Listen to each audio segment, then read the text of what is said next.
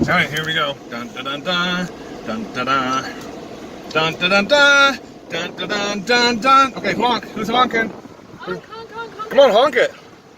There you go. All right, so dun dun dun dun dun dun dun dun dun dun dun dun dun dun dun.